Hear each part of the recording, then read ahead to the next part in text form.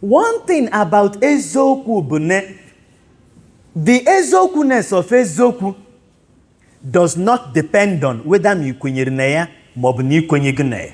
I'll give you an example. Ọ bụrụ na m asị na enwechwa m guzo na ego na aga m, this boy may feel no bụ eziokwu. Another person may say no bụ eziokwu. Whether m ekwetere no bụ eziokwu o maọbụ no bụ eziokwu o, once ego na aga m, eziokwu dị na abụ na ego na aga m. Whether m ikwetere maọbụ na ikwetere. So ọ bụrụ na asị na Chukwu dị, it does not matter whether you believe that God is or that God isn't. So long as God is, He is. Your believing or not believing does not make it true or false. Just like ọ bụrụ na o nwere ihe a na-eme, no ha lile na-eme does not make it right.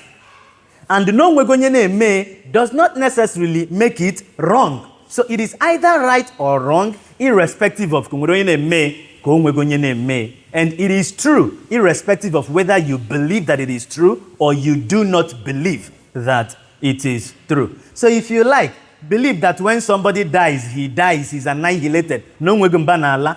Your kwenyere in it or not kwenyere in it does not remove the truth of that fact. When I will talk about purgatory, a sister, a nun, that had a vision of somebody from purgatory.